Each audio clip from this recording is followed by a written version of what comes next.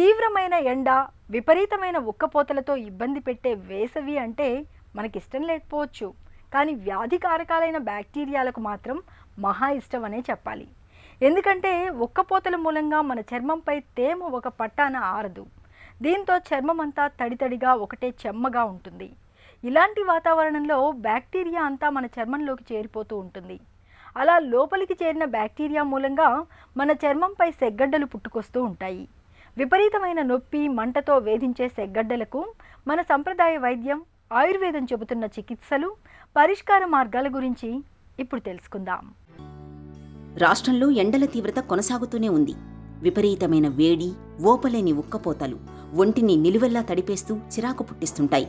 భరించలేని ఈ ఎండతాపానికి మన రక్షణ కవచమైన చర్మానికి చెమట పొక్కులు మొదలుకొని సెగ్గడ్డల దాకా రకరకాల సమస్యలు వచ్చి పడుతుంటాయి. ముఖ్యంగా ఈ సీజన్లో మనలో చాలా మందికి సెగ్గడ్డల బాధలు ఎక్కువగా వేధిస్తుంటాయి. వేడి, ఉక్కపోతల మూలంగా ఈ సీజన్లో మన చర్మం నిరంతరం చెమ్మగా ఉంటుంది. దీంతో బ్యాక్టీరియా, వైరస్ల వంటి వ్యాధి కారకాలు చాలా తేలికగా చర్మం కిందకు చేరిపోయి సెగ్గడ్డలను తెచ్చిపెడుతుంటాయి. ఎండాకాలం రాగానే చాలామందికి సెగ్గడ్డలు అనేవి ఏర్పడుతూ ఉంటాయి. వీటిని బాయిల్స్ అంటూ ఉంటారు, అలాగే ఫ్యూరంకులోసిస్ అంటూ ఉంటారు. అంటే ఏంటి, ఆ యొక్క వెంట్రుక వచ్చే ప్రదేశం నుంచి ఆ చెమట గ్రంథుల ద్వారా ఆ స్నేహ గ్రంథులు, నూనె గ్రంథులకి ఇన్ఫెక్షన్ సోకి అప్పుడు గడ్డల్లాగా, కొంతమంది గట్టి గడ్డలు ఉంటాయి, కొన్నిసార్లు చీమ గడ్డల కింద ఫామ్ అవుతాయి, కొంతమంది చాలా పెద్ద గడ్డలు ఏర్పడుతుంటాయి, చాలా నొప్పితో కూడి ఉంటాయి అన్నమాట. ఈ సెగ్గడ్డలకి ఎటువంటి విధమైన జాగ్రత్తలు తీసుకోవాలి? ముందర ఆహారపరంగా ఎండాకాలంలో ముఖ్యంగా తరచూ చలవ చేసే పదార్థాలు ఎక్కువ తీసుకోవాలి. బార్లీ నీళ్లు తాగుతూ ఉండాలి, అలాగే కొబ్బరి నీళ్లు తాగుతూ ఉండాలి, అలాగే పుచ్చకాయ లాంటి పళ్ళు తినడం ద్వారా ఒంట్లో వేడి తగ్గి సెగ్గడ్డలు పెద్దగా అయిపోకుండా, ఇబ్బంది పడకుండా ఉంటారు.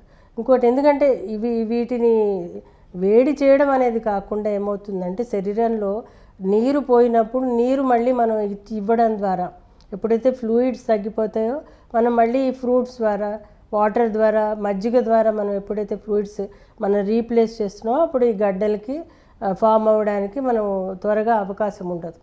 ఇంకొకటి ఏంటంటే, ఈ యొక్క సెగ్గడ్డలు తరచూ ఫామ్ అయ్యే వాళ్ళు కూడా ఉంటారు. వాళ్ళకి ఏంటంటే అది ఇన్ఫెక్షన్స్ తరచూ వస్తుంటాయి అన్నమాట. వాళ్ళకి ఇమ్యూనిటీ తగ్గడం వలన, లేకపోతే హెచ్ఎస్ అనేది ఒక వ్యాధి ఉంటుంది. సో దానివల్ల వాళ్ళకు కూడా ఈ యొక్క ఎండాకాలంలో ఈ గడ్డలు ఏర్పడడం అనేది వాళ్ళకి ప్రత్యేకంగా చంకల్లోనూ, అలా కొన్ని ప్రైవేట్ పార్ట్స్లోనూ, అంటే ఎక్కడైతే ఫోల్డింగ్స్ ఉన్నాయో అక్కడ రివర్స్ ఎకిని అంటారు, అలాంటిది రావడం జరుగుతూ ఉంటుంది. అది ఈ ఎండాకాలంలో ఉధృతంగా రావడం కూడా జరుగుతుంది. సో ఇవన్నీ వీళ్ళు ఆహార నియమాలు పాటించుకుంటూ, ముందుగా నేను చెప్పినట్టు, అలాగే నీళ్లు లాంటివి అధికంగా, ఫ్లూయిడ్స్ లాంటివి అధికంగా తీసుకుంటూ ఉంటే మంచి. ఇంకో వ్యాయామం విషయానికి వచ్చేసరికి ఈ సెగ్గడ్డలు వచ్చినా, ఎకిని వచ్చినా, ఏమొచ్చినా కానీ ఆ వ్యాయామం చాలా మంచిదే. కానీ ఏంటంటే వ్యాయామం తర్వాత వెంటనే చల్లటి నీళ్ళతో స్నానం చేయాలి.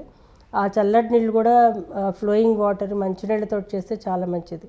అలాగే స్నానం చేశాక వెంటనే తుడిచేసుకుని దానికి డస్టింగ్ పౌడర్ లాంటిది వేయడం ద్వారా అవి ఇన్ఫెక్ట్ కాకుండా ఉంటాయి. ఏవైతే గడ్డలు ఏర్పడ్డాయో అవి ఇన్ఫెక్ట్ కాకుండా ఉంటాయి. ముఖ్యంగా స్నానం చేసిన వెంటనే చాలామంది ఏ పౌడర్ చల్లినా పర్వాలేదు, ప్రొటెక్షన్ కింద మళ్ళీ ఫర్దర్గా మళ్ళీ చోటు పట్టినప్పుడు ఇన్ఫెక్ట్ కాకుండా ఉంటుంది. అలా చేయడం ద్వారా మంచి జరుగుతుంది.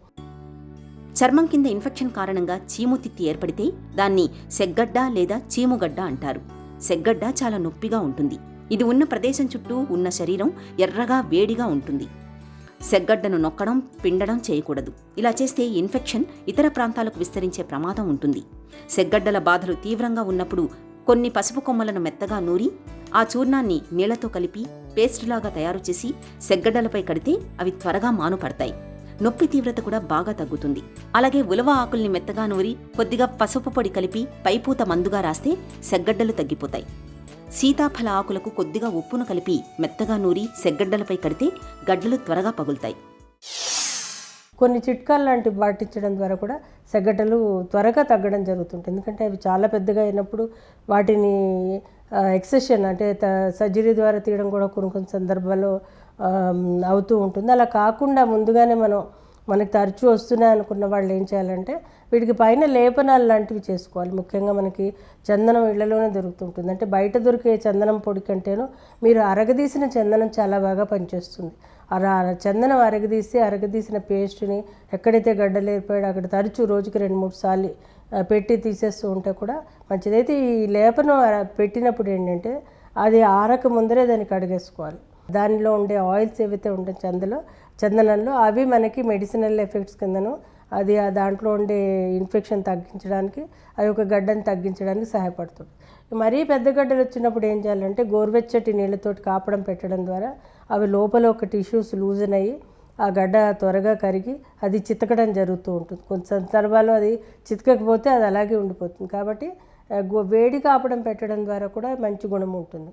ఇలా కాకుండా ఇంటర్నల్గా కూడా కొన్ని చిట్కాలు తీసుకోవాల్సిన అవసరం ఉంటుంది. అందులో ఏంటంటే మళ్ళీ చందనమే వాడుకోవచ్చు. మనం చందనం చలవ చేస్తుంది, శరీరంలో ఈ వేడికి శరీరంలో ఏర్పడే వేడిని తగ్గించడానికి సహాయపడుతుంది. అదే వట్టివేళ్ళు కూడా చాలా బాగా పనిచేస్తూ ఉంటాయి. వట్టివేళ్ళని రాత్రి అంటే మంచి వట్టివేళ్ళు శుభ్రంగా బయట నుంచి దొరికిన వట్టివేళ్ళని ఫ్రెష్గా బాగా కడిగి వాటిని నీళ్ళలో అంటే కచ్చపచ్చగా దంచి ఓవర్ నైట్ నీళ్ళలో సోక్ చేసి మర్నాడు ఆ నీళ్ళని 30 నుంచి 40 ml చొప్పున రోజుకు 3-4 సార్లు దాంట్లో పంచదార వేసుకోవచ్చు, తేనె వేసుకోవచ్చు, ఏదైనా వేసుకుని తాగడం ద్వారా కూడా ఒంటికి చలవ చేసి గడ్డలు తగ్గడానికి అవకాశం ఉంటుంది. ఇది ప్రత్యేకంగా ఆయుర్వేదంలో క్షుద్ర రోగాల్లో చెప్పడం జరిగింది. అదేవిధంగా మీకు సారిబా అనేది నన్నారి అనేది దొరుకుతూ ఉంటుంది. అది కూడా ప్రత్యేకంగా దాన్ని కషాయం కింద తీసుకోవచ్చు, లేదా అంటే దాన్ని షర్బత్ కింద తీసుకోవచ్చు, లేదా అంటే దానిని యాజ్ ఇట్ ఈజ్ పౌడర్ కింద కొంచెం తేనె కలిపేసి ఉండలాగా చేసి మింగడం ద్వారా కూడా ఉపయోగం ఉంటుంది. క్లైమేట్కి సంబంధం లేకుండా కూడా ఈ గడ్డలు ఏర్పడుతున్నప్పుడు చూడాలి అది ఎందువల్ల వస్తుంది అనేది డాక్టర్ సహాయం ద్వారా కొన్ని రకాలైన ఔషధాల ద్వారా మనం తగ్గించుకోవచ్చు. అందులో ముఖ్యంగా ఆయుర్వేదంలో పంచతిక్త గుగ్గులు ఘృతం అనేసి, కైశోర గుగ్గులు అనేది, అలాగే వ్యాధిహరణ రసాయనం అనేది, అలాగే కొన్ని రకాలైన కషాయాలు కధిరారిష్ట అనేవి, మంజిష్ట, మహామంజిష్టాది ఖడ అనేవి రకరకాలైన ఔషధాలు ఉన్నాయి. అవి ఇవ్వడం ద్వారా కూడా మనం తగ్గించుకోవచ్చు. సెగ్గడ్డల తీవ్రత బాగా ఎక్కువగా ఉన్నప్పుడు ఒక మగ్లో గోరువెచ్చటి నీళ్లను తీసుకుని అందులో బెటాడిన్ లోషన్ వేయాలి. ఆపై ఓ మృదువైన పొడిబట్టను తీసుకుని ఆ ద్రావణంలో తడిపి సెగ్గడ్డలపై కడితే నొప్పి తగ్గడంతో పాటు సెగ్గడ్డలు కూడా త్వరగా మానుపడతాయి. నువ్వుల్ని మెత్తగా నూరి ఆ చూర్ణానికి కొద్దిగా తేనెను కలిపి ఆపై బాగా ఉడికించి సెగ్గడ్డలపై పట్టులాగా వేసినా మంచి ఫలితం ఉంటుంది. సెగ్గడ్డల తాలూకు నొప్పి బాధల నుంచి మంచి ఉపశమనంగా ఉంటుంది. సెగ్గడ్డలతో బాధపడుతున్నప్పుడు రోజువారీ ఆహారంలో మాంసకృత్తుల శాతం ఎక్కువగా ఉండేలా చూసుకోవాలి. ఉడికించిన గుడ్డులోని తెల్లసొనను తీసుకోవటం మేలు. జింక్ టాబ్లెట్లు, మల్టీవిటమిన్ టాబ్లెట్లను తీసుకోవడం మంచిదే. సెగ్గడ్డల తీవ్రత మరీ ఎక్కువగా ఉన్నప్పుడు డాక్టర్ పర్యవేక్షణలో కొంతకాలం పాటు ఆయుర్వేద ఔషధాలను వాడుకుంటే మంచి ఫలితం ఉంటుంది.